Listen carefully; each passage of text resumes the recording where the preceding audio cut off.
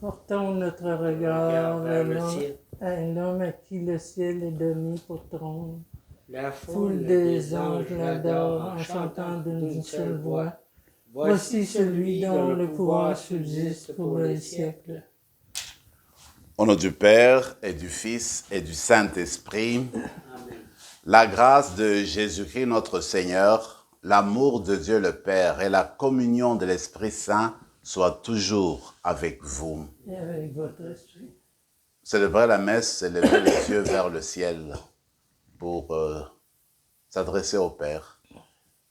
Et lui, il pose toujours un regard de miséricorde sur nous pour nous restaurer et nous nourrir dans notre âme et dans tout notre être. Au début de cette rencontre, nous allons encore une fois tourner notre cœur vers le ciel et demander les grâces et bénédictions dont nous avons besoin. Et nous voulons porter dans nos prières, dans notre messe aujourd'hui, le petit garçon qui a été enlevé au Québec, Jake, et puis que le Seigneur veille sur lui et qu'il regarde ce qui se passe et puis qu'il réponde aux attentes de la mère. D'abord, reconnaissons que nous sommes des pécheurs.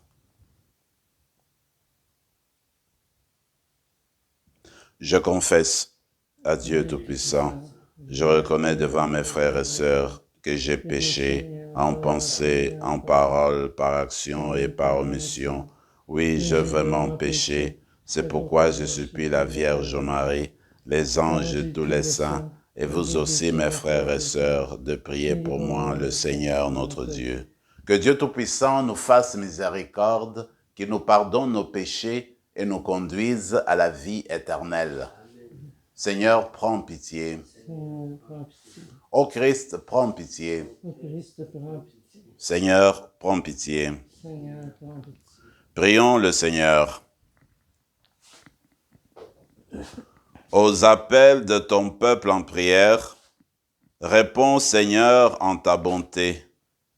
Donne à chacun, à chacune la claire vision de ce qu'il doit faire et la force de l'accomplir. Par Jésus-Christ, ton Fils, notre Seigneur et notre Dieu, qui règne avec toi et le Saint-Esprit, maintenant et pour les siècles des siècles.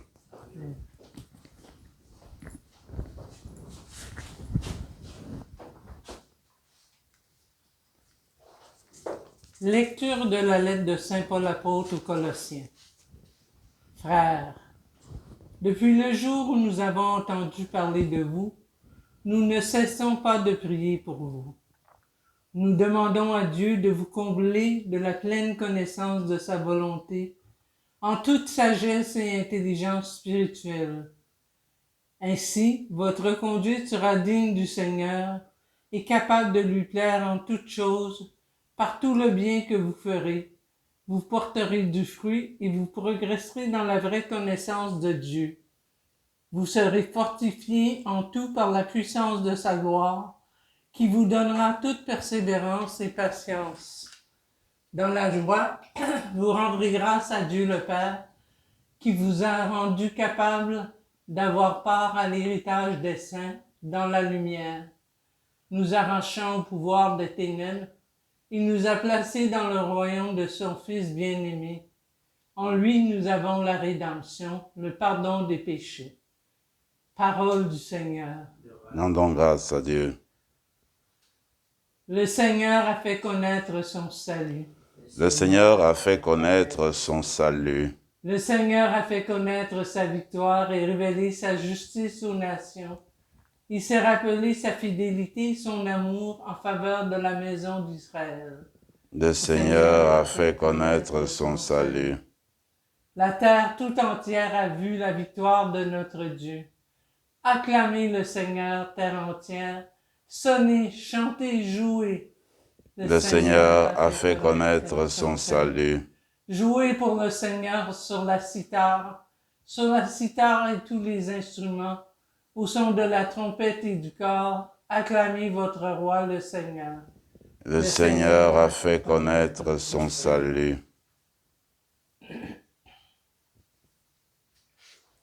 Alléluia, alléluia. Venez à ma suite, dit le Seigneur, et je ferai pécheur d'hommes. Alléluia.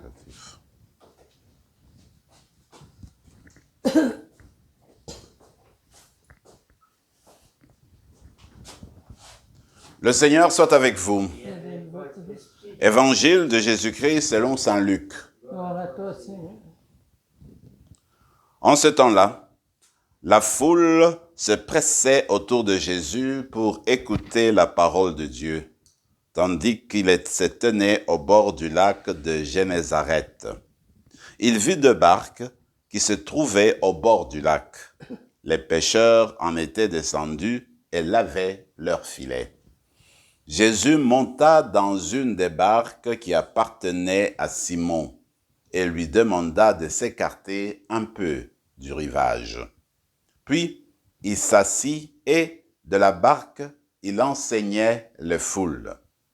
Quand il eut fini de parler, il dit à Simon, « Avance au large et jetez vos filets pour la pêche. » Simon lui répondit, « Maître, nous avons pémé toute la nuit sans rien prendre. Mais, sur ta parole, je vais jeter les filets. » Et l'ayant fait, ils capturèrent une telle quantité de poissons que leurs filets allaient se déchirer. Ils firent signe à leurs compagnons de l'autre barque de venir les aider. Ceux-ci vinrent et ils remplirent les deux barques, à tel point qu'elles s'enfonçaient.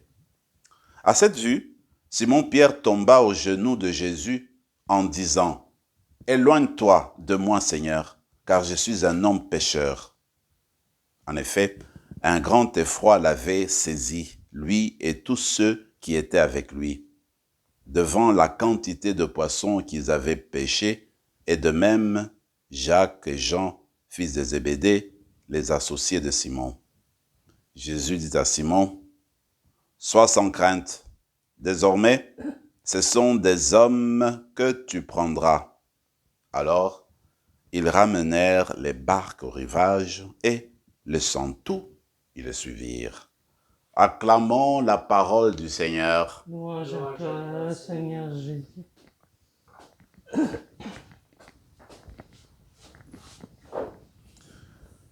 Nous continuons notre lecture de l'épître aux Colossiens, commencée depuis hier. D'ailleurs, nous sommes toujours au premier chapitre, au début de la lettre.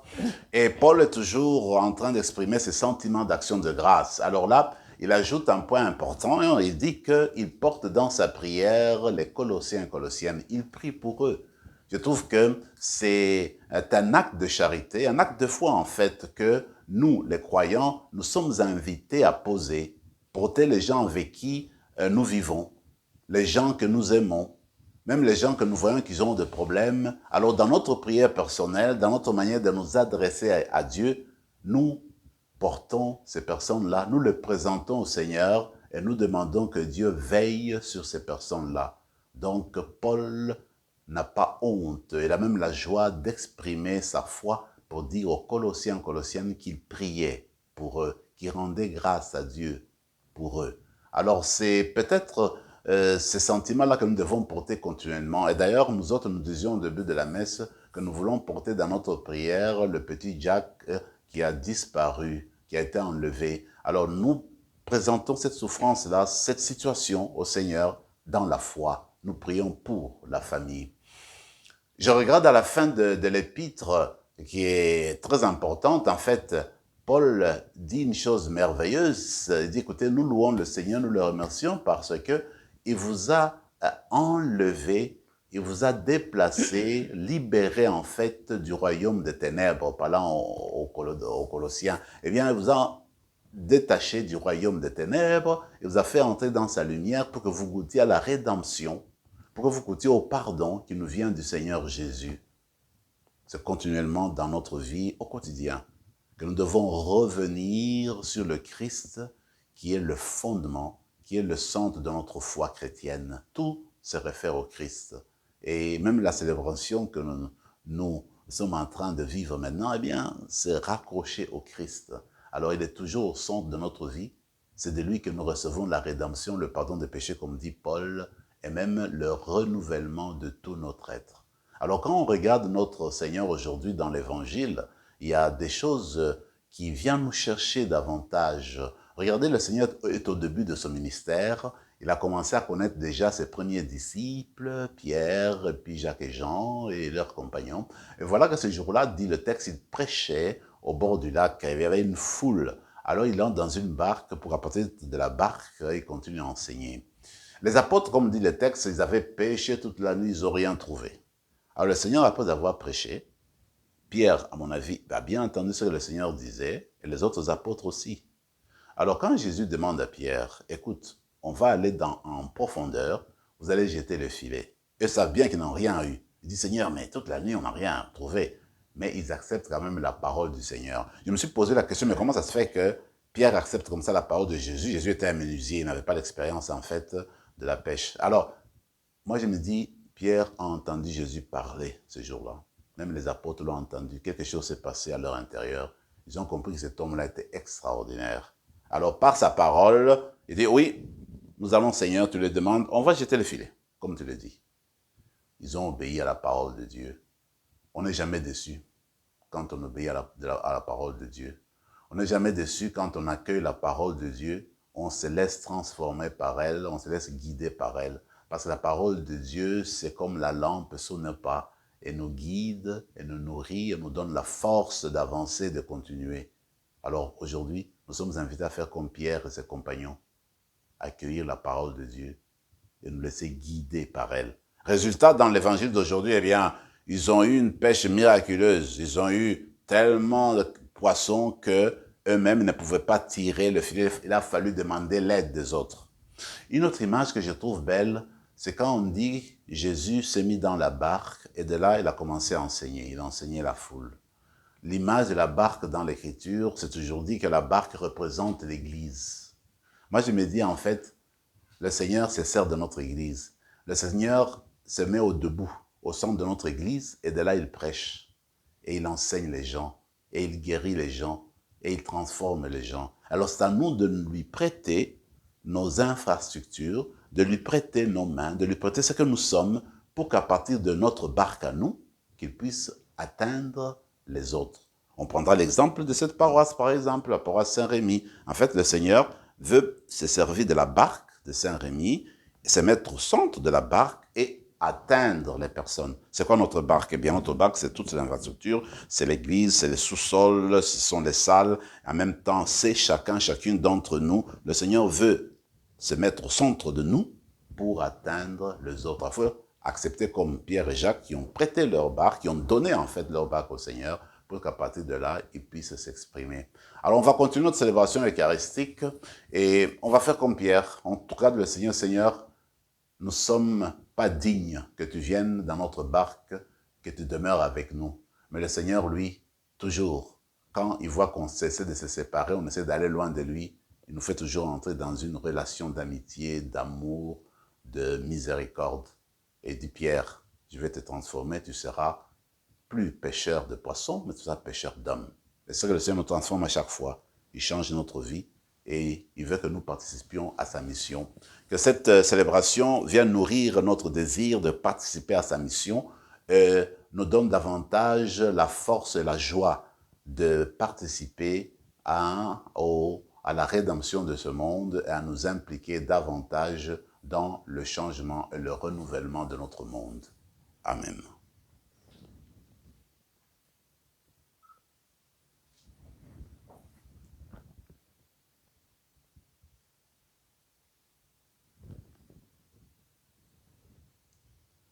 Tu es béni, Seigneur, Dieu de l'univers, toi qui nous donnes ce pain, fruit de la terre et du travail des hommes et des femmes.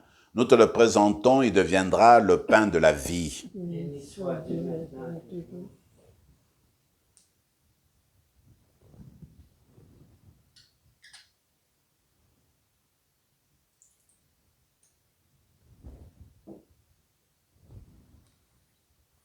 Comme cette eau se mêle au vin pour le sacrement de l'Alliance, puissions-nous être réunis à la divinité de celui qui a pris notre humanité. Tu es béni, Seigneur, Dieu de l'univers, toi qui nous donnes ce vin. fruit de la vigne du travail des hommes et des femmes. Nous te le présentons, il deviendra le vin du royaume éternel. Humbles et pauvres, nous te supplions, Seigneur, accepte-nous et que notre sacrifice trouve grâce devant toi. Prions ensemble, mes frères et mes sœurs, au moment d'offrir le sacrifice de toute l'Église. Pour avoir le Dieu, le salut du monde. Daigne accepter, Seigneur, l'offrande de ton peuple, qu'elle contribue à le sanctifier et lui obtienne ce qu'il demande avec confiance. Par Jésus le Christ, notre Seigneur. Amen. Le Seigneur soit avec vous. Et avec votre esprit. Élevons notre cœur. Nous tournons vers le Seigneur. Rendons grâce au Seigneur notre Dieu. C'est juste et bon. Vraiment, il est juste et bon de te rendre gloire, de t'offrir notre action de grâce toujours et en tout lieu. À toi, Père très saint, Dieu éternel et tout-puissant par le Christ notre Seigneur. En lui, tu as voulu que tout soit rassemblé, et tu nous as fait partager la vie qu'il possède en plénitude. Lui qui est vraiment Dieu, il s'est anéanti pour donner au monde la paix par le sang de sa croix. Élevé au-dessus de toute créature, il est maintenant le salut pour tous ceux qui écoutent sa parole. C'est pourquoi, avec les anges et les archanges, avec le puissance d'en haut et tous les esprits bienheureux, nous chantons l'hymne de ta gloire et sans fin, nous proclamons. Saint, Saint, Saint, le Seigneur Dieu de l'univers, le ciel et la terre sont remplis de ta gloire. Hosanna au plus haut des cieux. Béni soit celui qui vient au nom du Seigneur. Hosanna au plus haut des cieux. Toi qui es vraiment saint, toi qui es la source de toute sainteté, Seigneur, nous te prions. Sanctifie ces offrandes en répandant sur elles ton esprit, qu'elles deviennent pour nous le corps et le sang de Jésus le Christ notre Seigneur. Au moment d'être livré et d'entrer librement dans sa passion, il prit le pain, il rendit grâce, il le rompit et le donna à ses disciples en disant « Prenez et mangez-en tous, ceci est mon corps, livré pour vous. »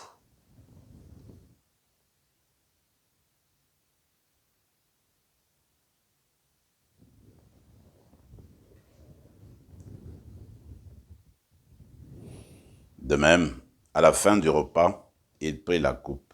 De nouveau, il rendit grâce et la donna à ses disciples en disant « Prenez et buvez-en tous, car ceci est la coupe de mon sang, le sang de l'alliance nouvelle et éternelle, qui sera versé pour vous et pour la multitude en rémission des péchés. Vous ferez cela en mémoire de moi. »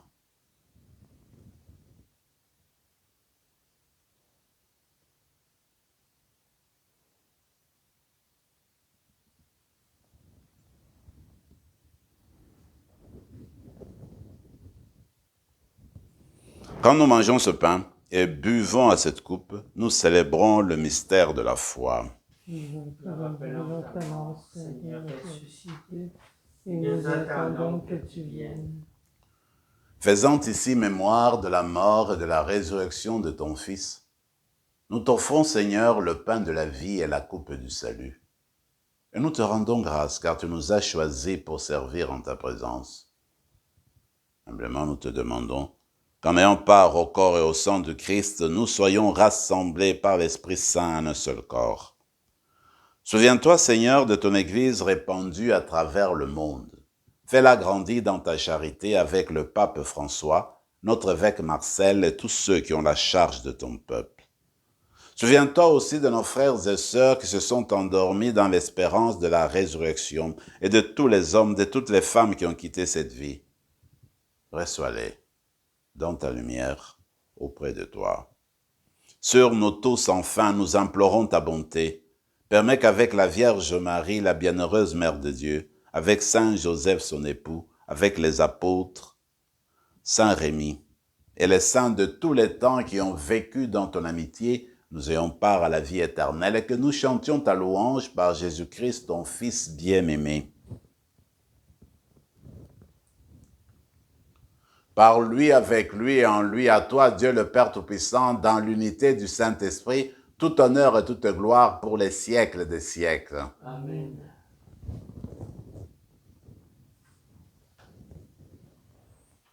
Comme l'avons appris du Sauveur et selon son commandement, nous osons dire, Notre Père qui es aux cieux, que ton nom soit sanctifié, que ton règne vienne, que ta volonté soit faite sur la terre comme au ciel. Donne-nous aujourd'hui notre pain de ce jour. Pardonne nos offenses comme nous pardonnons aussi à ceux qui nous ont offensés. Et ne nous laisse pas entrer en tentation, mais délivre-nous du mal. Délivre-nous de tout mal, Seigneur, et donne la paix à notre temps. Par ta miséricorde, libère-nous du péché, rassure-nous devant les épreuves en cette vie, où nous espérons le bonheur que tu promets et l'avènement de Jésus-Christ, notre Sauveur. Car c'est à toi qu'appartiennent le règne, la puissance et la gloire pour les siècles des siècles. Seigneur Jésus-Christ, tu as dit à tes apôtres, je vous laisse la paix, je vous donne ma paix. Ne regarde pas nos péchés, mais la foi de ton Église, pour que ta volonté s'accomplisse, donne-lui toujours cette paix et conduis-la vers l'unité parfaite, toi qui règnes pour les siècles des siècles. Amen. Que la paix du Seigneur soit toujours avec vous. Et avec votre esprit, Agneau de Dieu, qui enlève le péché du monde. que le corps et le sang de Jésus qui remis en cette coupe, Agneau de Dieu, qui nourrissons enlève le péché du la monde. vie éternelle. Agneau de Dieu, qui enlève le péché du monde. Donne-nous la paix. Seigneur Jésus-Christ, que cette communion à ton corps et à ton sang n'entraîne pour nous ni jugement ni condamnation, mais qu'elle soutienne notre esprit et notre corps et nous donne la guérison. Heureux les invités au repas du Seigneur, voici l'agneau de Dieu qui enlève le péché du monde. Seigneur, je ne suis pas digne de te recevoir, mais dis seulement une parole et je serai guéri. Que le corps et le sang de Christ nous gardent pour la vie éternelle. Amen.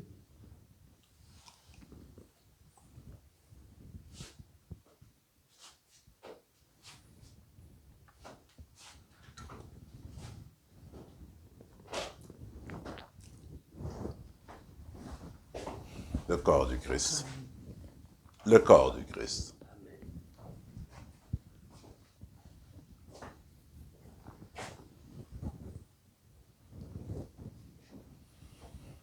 Prenons maintenant quelques instants de silence et de prière. Et peut-être nous pouvons prier pour d'autres personnes, les personnes que nous portons dans nos cœurs.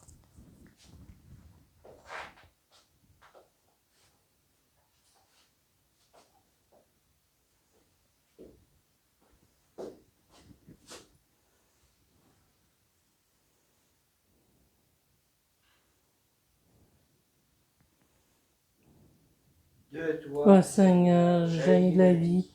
Dans ta lumière, nous voyons la lumière. Prions encore le Seigneur.